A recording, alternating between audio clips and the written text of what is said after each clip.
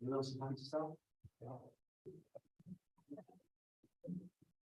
Good afternoon and welcome to the decision session of the Executive Member for Economy and Strategic Planning, which is me.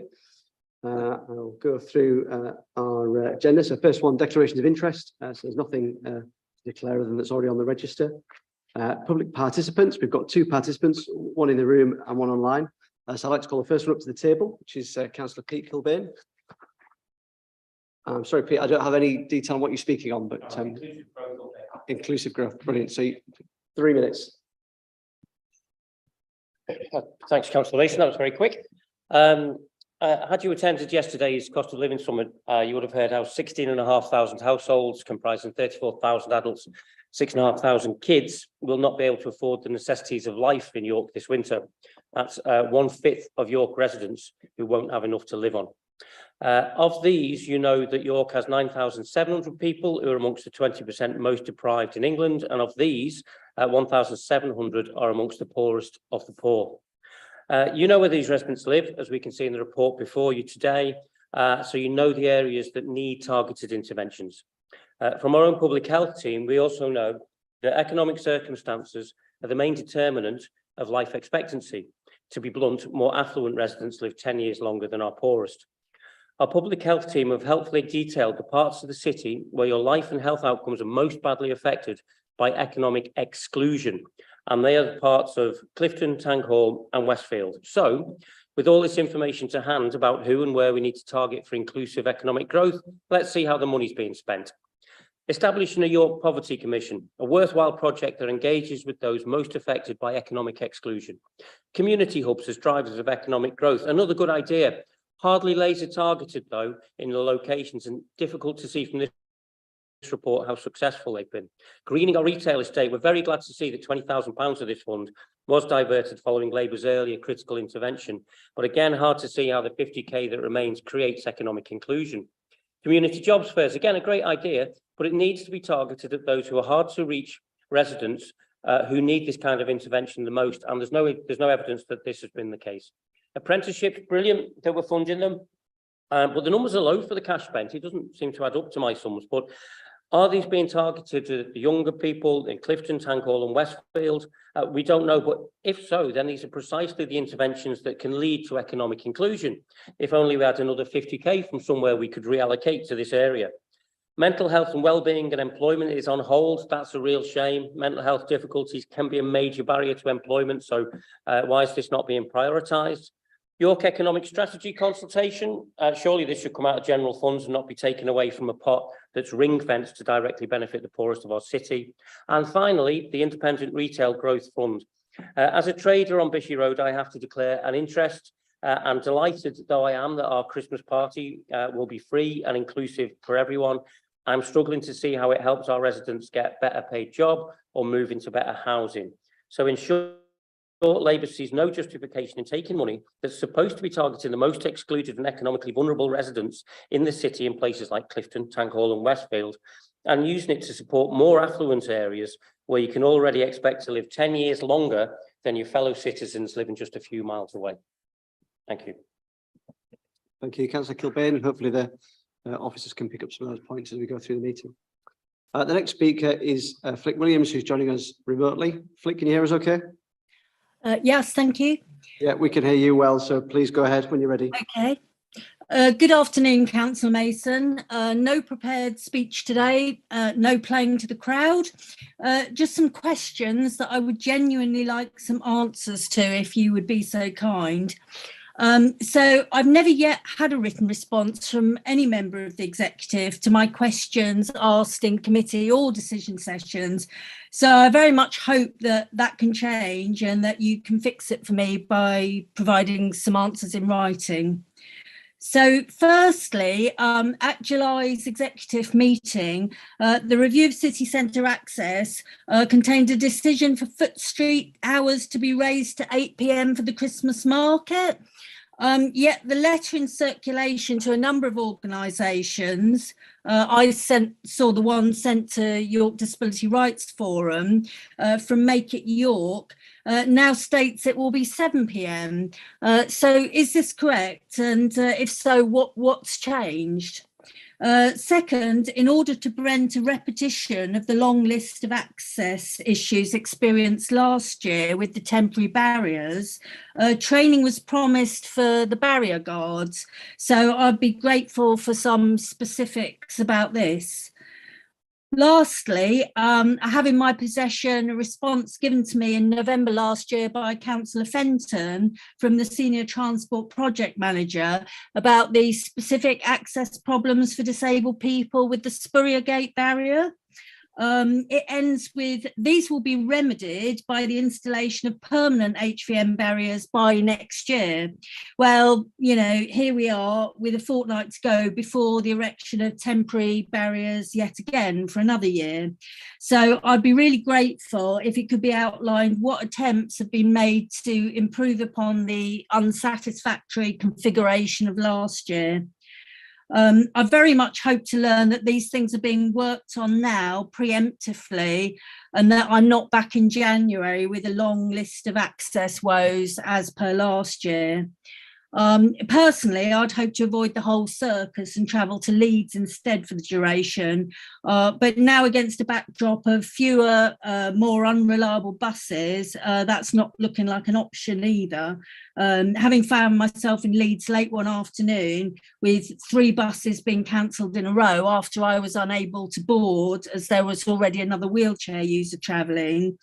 So as macroeconomics shrinks my world even further, it looks like York will be stuck with me providing oversight as to how the barriers work for disabled people this year.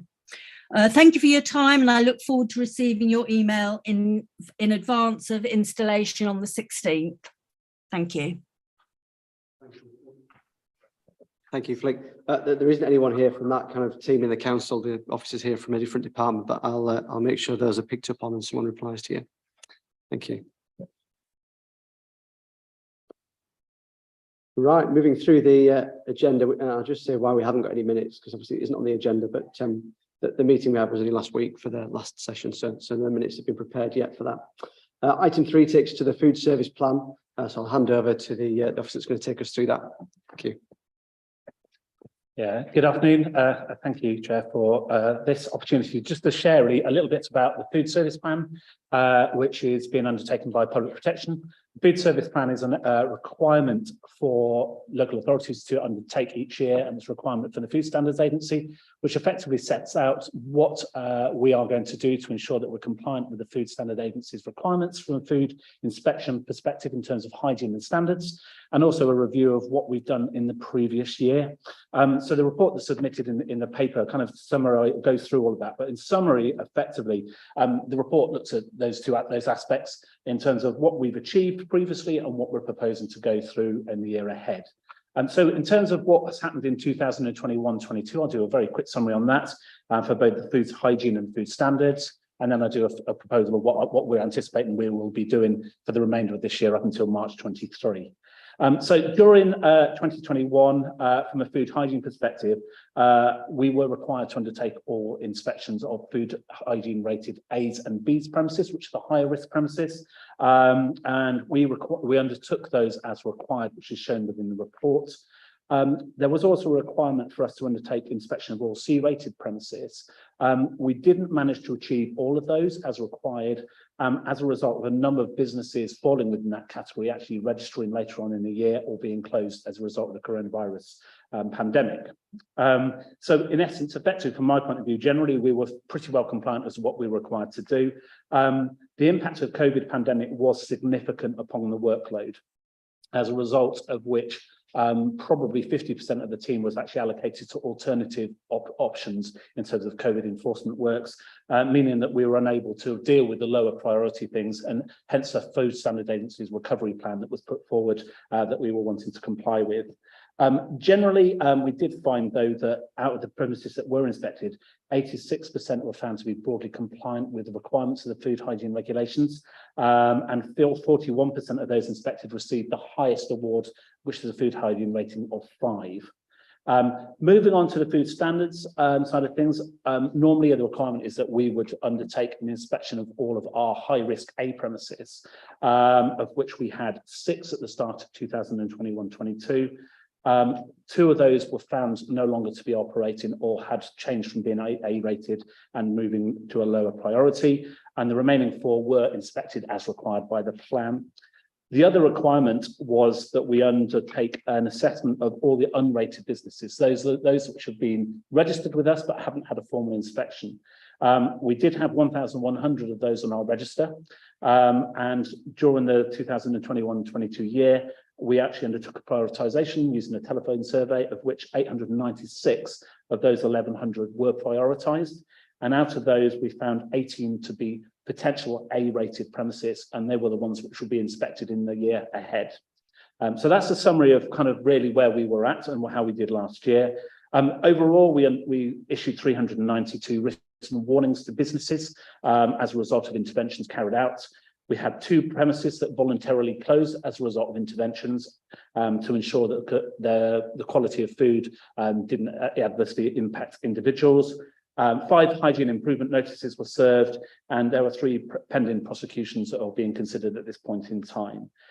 Generally, as well, in terms of businesses, actually, in fact, there was a high level of satisfaction with the service provided, with 100% of businesses finding that the contact they had with officers was helpful. 98% saying they felt that were treated fairly and felt the visit was indeed useful.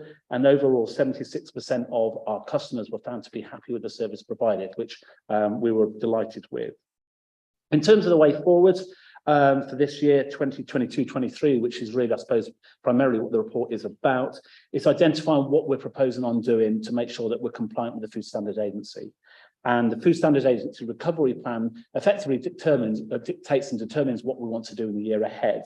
And it's basically helping us to deal with the backlog of inspections that have occurred as a result of the pandemic. It sets effectively out sets out a minimum expected standard. So from our point of view, our aim as per the service plan is that we will indeed comply with the Food Standards Agency's minimum standards. In actual fact, we're proposing on going slightly beyond that to try and deal with the backlog as soon as possible to prevent any further problems down the line. This in practice means looking at A, B and C rated premises and inspecting all of those. Also inspecting anything which is classed as non-broadly compliant in terms of it being a D-rated premises. And also to go above and beyond that slightly, we're also saying that we're going to be looking at premises that do have a food standards rating of 3 or 4, which are broadly compliant, but we have through our inspections found that generally standards in those properties have suffered slightly through the pandemic, and so we felt it was appropriate to bring those into scope. In addition to that, we'll also be looking at butcher premises, which represent a higher risk, and also consider any properties that are newly registered, or anyone that has had a complaint against them that can be substantiated, then we will look at potential formal inspection of those. So that's in terms of food hygiene that we're proposing. And from the food standards perspective, again, we're looking at the food standards recovery plan and making sure we're compliant with this. Interestingly, I have seen reports where it's questioning why the City of York Council was perhaps behind the curve. And it isn't just something which is associated with the City of York Council. I'd like to point out, this is a national recovery plan that's being implemented. And every single local authority that I'm aware of across North Yorkshire and beyond is in the same circumstances as we are. So it isn't unusual that we are where we are as it is. Other than that, I think the only thing, as I say, moving forward is that we will continue to inspect all A-rated premises from the food standards perspective, and all unrated premises that haven't been prioritised yet will be prioritised during this financial year, with any identified as being A-rated being formally inspected as required by the Food Standards Agency. The only final 2 other things really is about animal food and animal feed inspections. These are undertaken for us via North Yorkshire County Council under a contract, and all of those inspections are planned to be carried out as required by there. Other than that, there's nothing more to say other than that's our plan and what we're just proposing for noting by yourself. Brilliant. Thank you for that.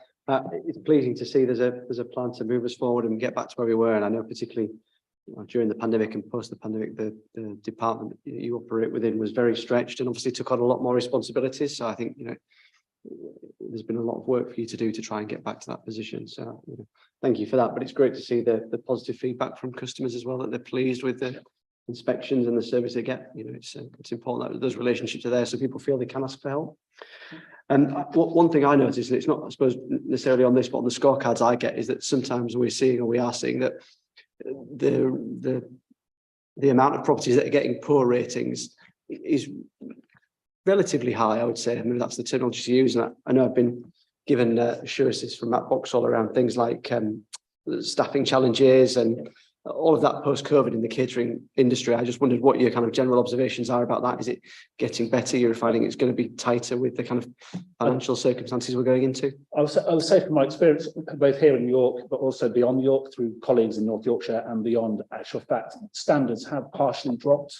And that is attributable to a number of potential reasons, COVID pandemic being a prime one, financial restrictions, and trying to find staff who are capable and qualified, a number of issues that have been identified. So we are trying to do our best to work with businesses to try and encourage and motivate them to improve standards to bring them back to where we were, which is why I said in terms of the D-rated ones, which we wouldn't perhaps normally be expecting to do from the National Recovery Plan, bringing them into the plan feels appropriate to try and enforce the importance of making sure businesses are compliant and make sure that standards don't drop any further and will improve as we move forward. And that's been helped really by the regulatory support and advice team in public protection, who are also providing proactive business advice and able to support businesses as they move forward. Thank you very much. So the recommendation is for me to approve the food service plan, and I'm happy to approve that plan. So thank you very much for coming and presenting that item. Right, item 4. Sorry, 1 second. There we go. Item 4 moves us on to the Inclusive Growth Fund update. Simon, if you're going to introduce that to start with, and obviously some of the points that Councillor Kilbane picked up, if there's anything you can add to those, would be appreciated. Thank you very much indeed, Councillor Mason. Yes, I will come on to those at the end, but first of all, I'm going to ask my colleague Will Clark just to take us through the report. Actually, Councillor Kilbane took us well through the interventions that we've made there. So I'll ask Will to just introduce those and summarise what we've done, and then perhaps I'll come on to some of those points around targeting at the once Will has done that. Thanks, Will. Thank you.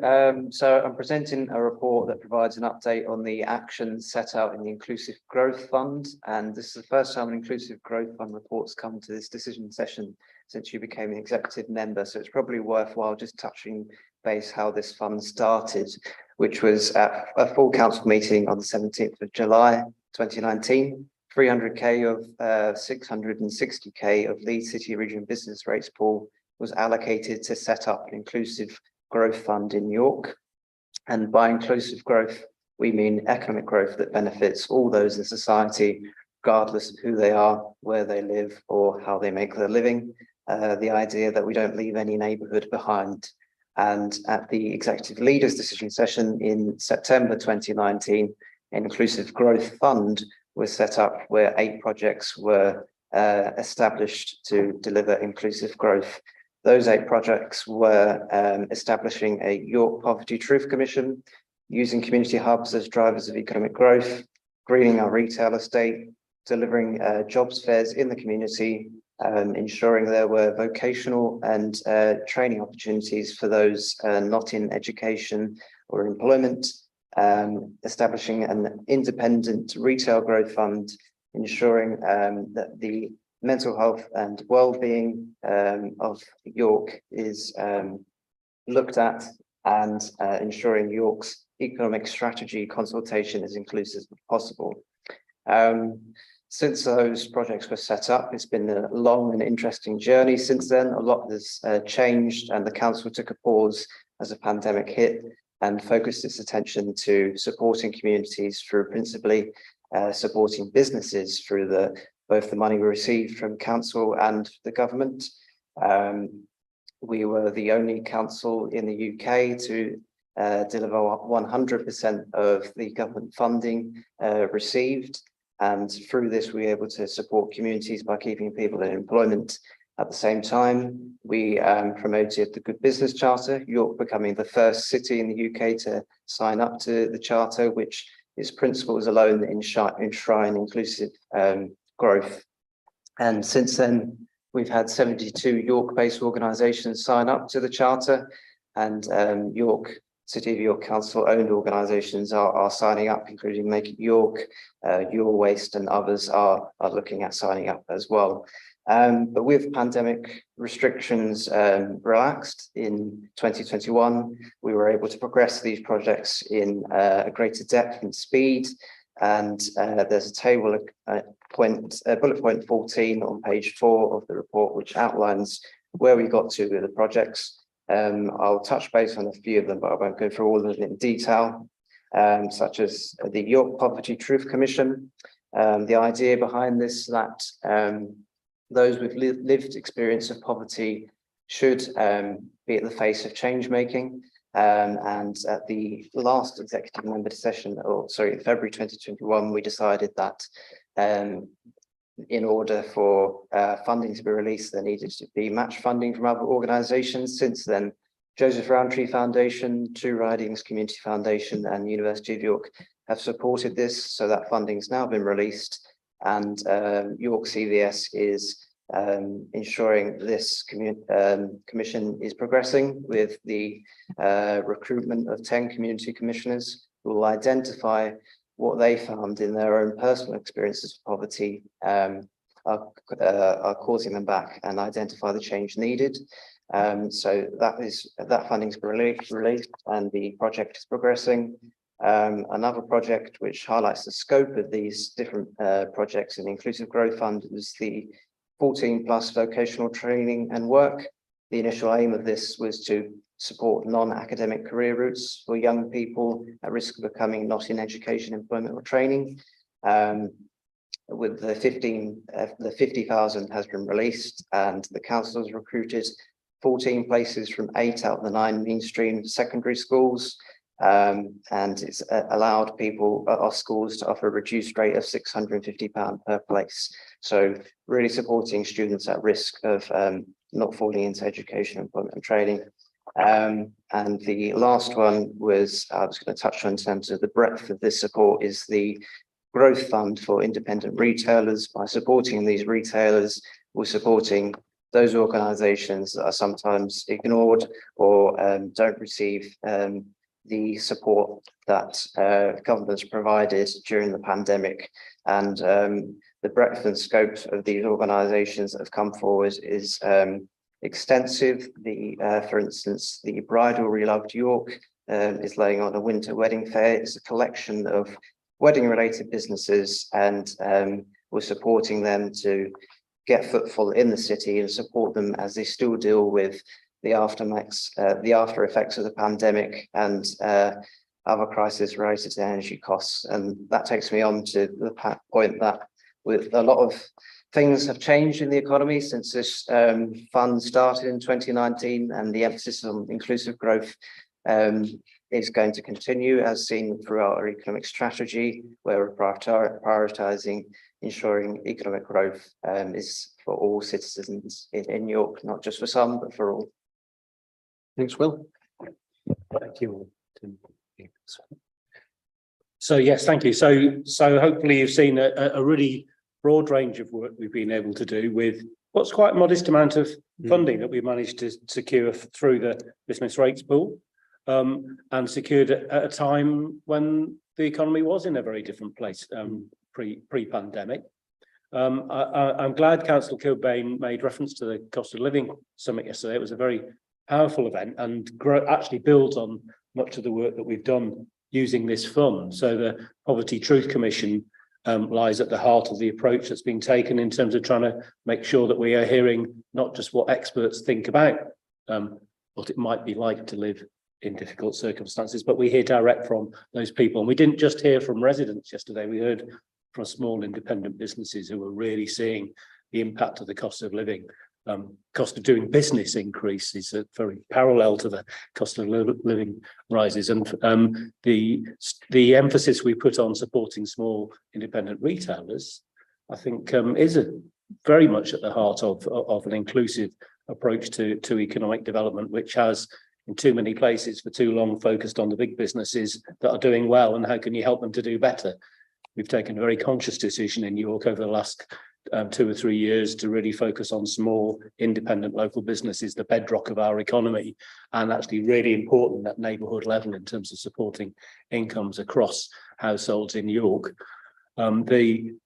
What Will talked about in terms of the work we've done to support young people at risk of becoming leaving education and not going into employment or training, And the fact that we're supporting people from 8 schools across York shows actually another important point that came across yesterday at the summit, that if you just look at where the deepest deprivation is in York, you focus on 1 or 2 areas. The reality is that in this cost of living crisis, people across the whole of our city are experiencing difficult circumstances, and that's true in York, very true, that prosperity can't really be identified by neighbourhoods, and neither can deprivation be identified by neighbourhoods. So making sure that we have a consistent approach across the whole of the city which tries to help everyone has been really important, and that work on apprenticeships is really important.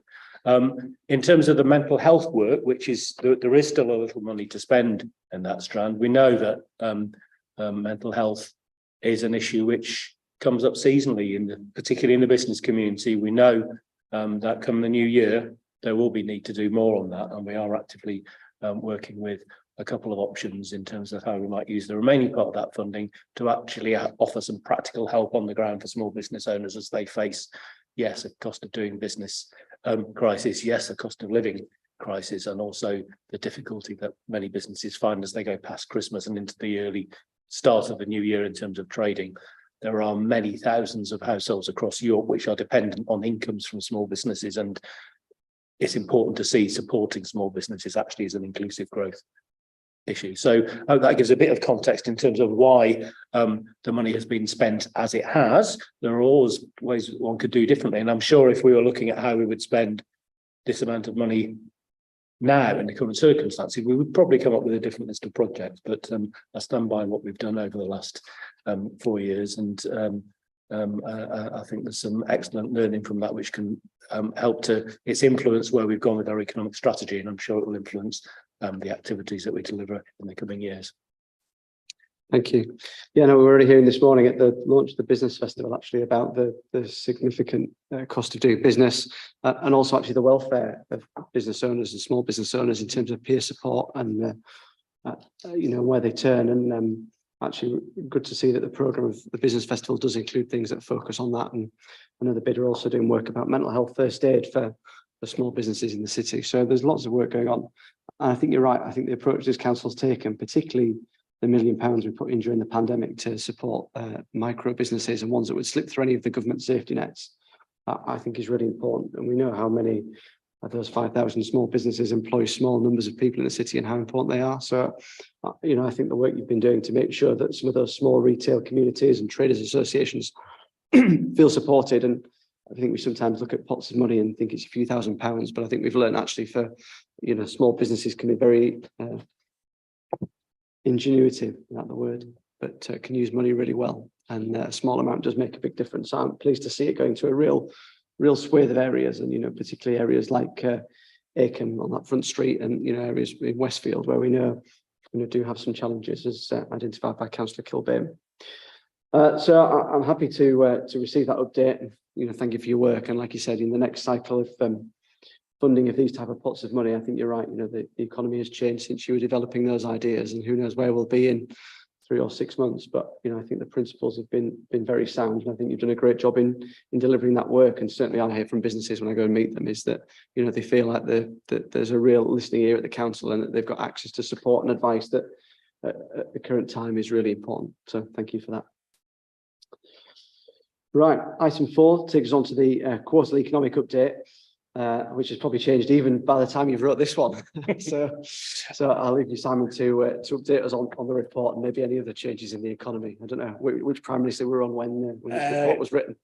Well, this report was published a week ago, so it's been a relatively quiet week by the month's standards. But yes, events. Huge amount of change, but actually some really underlying issues that you'll see in that quarterly economic update. We've really focused on some of the really big challenges that the city faces and that the economy faces as a whole. The impact of rising energy costs. We've put some data in there about the impact on individual households, but it also comes through strongly that businesses are really feeling that it's very worrying times. The impact on the cost of finance, which is more an impact within the last month than something that's been really ongoing, but we've seen increase in borrowing costs mean, that's most commonly referred to at the moment in terms of the mortgage rate, but it's also affecting the cost of business loans and the cost of business debt. A lot of businesses have used what reserves they have and are now using debt to keep them going through as they recover from COVID, and we're worried about what the impact might be on businesses there. So those impacts come through very strongly, yes, in businesses and yes, in households as well. Job vacancies continue to rise. We monitor them every week to look at the number of jobs advertised within 5 miles of York, and to see what kind of jobs they are and what kind of salaries they are. It's about 3,800 if you go on to Indeed and ran that a search now, you'd find something like 3,800 jobs available in York. Unemployment is static at the moment. It's gone down to about 2,500. It's staying at that level. Higher than it was before the pandemic, and something that was thought about at the summit yesterday. But I think there are people who perhaps had avoided claiming benefits before pandemic, realised they needed to, and are now continuing to use them. So yeah, 2,500 people unemployed, about 11,500 households using universal credit. So you can see actually a lot of the people who are on universal credit in York are actually working. Something like half of those claiming universal credit are working at the moment, and that does, as Councillor Kilburn referred to some of the numbers that we were talking about at the summit yesterday around the number of households, not that will definitely be affected, but that we think are probably at risk, and there's something like 1 in 5 households in York will be suffering and finding the cost of living increase very difficult as we go through the winter. Businesses are telling us that inflation and the cost of doing business is a big concern. Transport costs. In many cases, they're able to pass those transport costs on, so they're not necessarily an immediate impact on the business, but they can't always do that, and it has to be paid for somewhere, so it's affecting prices as well. Recruitment, despite what I've just said in terms of the number of people unemployed, that vacancy rate of about 3,800 is something that businesses are seeing as a challenge. It's leading to wage rises, which I think certainly from an inclusive growth perspective we would welcome, although that it is difficult sometimes for businesses to pay for that. But if we want to move to a higher wage economy, then people are going to have to be paid more. It's quite a simple headline, but we are seeing wage rises. It's easier for some businesses than others. And I'd say overall business confidence is low at the moment. Lot more concern actually than there was probably a year ago when we were heading into the final winter of the COVID pandemic, and there was all of that grant money around because businesses aren't sure what's coming next and aren't sure how they're going to get through. To move on to some more positive things, you've mentioned already the business festival, which kicked off this morning at the Guildhall, a month's worth of events, and as you've rightly pointed out, a lot of that focused on how businesses can find ways to make savings, cut their costs, and trade better and trade through the current difficulties. A whole range of events, as I say, across the whole month. Very much organised as a partnership, and I'd like to say thank you to the universities, to the Federation of Small Businesses, Institute of Directors, and the LEP Business Growth Team, who've all put their shoulders to the wheel to make sure that that business festival takes place, and that it's a maximum use to the business community. There are still places available at the end and in the events in the festival, and I encourage anyone to look for York Business Festival website, find the events there and sign up for them. We go on to then just to say a little bit about where we are in terms of some of our investment work. We touch on the Great British Rail HQ bid and the work with the rail sector. We're still waiting to see what the government announces in terms of that. But the lots of inward investment inquiries still coming forward. We hosted a visit from the Nebraska Sorghum Board in the summer, and we've been really looking at how we bring to life that Bio Yorkshire initiative, which is all around our bioeconomy. We met just last week with colleagues from the Biorenewables Development Centre to talk about how we can do more together. And then there's a short section in the report on the UK Shared Prosperity Fund, which will be more coming out about soon as we launch our expression of interest phase. We're hoping to hear from government that they improve our investment plan shortly. And within that investment plan, there are a lot of initiatives that will support all the kind of things that we've been talking about today, whether it's supporting businesses through their current difficulties, or it's helping growth, or making sure we've got good programs of skills work. A lot of the activity that we're planning to deliver through the economic strategy is actually funded through UK Shared Prosperity Fund. And then one final piece of funding that we've had to distribute, the COVID-19 Additional Relief Fund, which is related to rates. Again, we've managed to get all of that money out of the door, and nearly 1,000 local businesses have benefited from that. I say it really the approach that we've taken to try and get money spread as wide and as far as possible, and to recognise that even relatively modest amounts are useful to businesses, I think is something we can be proud of as a city. As and when we get further government funding, I'm sure we'll be taking a similar approach. Brilliant. Thank you very much. I think, like you said, it's a really wide-ranging report, and obviously put some real specific focuses this time around those things around cost of doing business and the economic impacts in the city of where we are in the current situation. And obviously, like you said, it's going to change. I think having certainty from the government around things like that Shared Prosperity Fund, and knowing we can move forward with some of these projects in quite tight timelines is really important. And hopefully we get some more certainty on that soon. And obviously other projects where we know there will be economic benefit, like Great British Rail.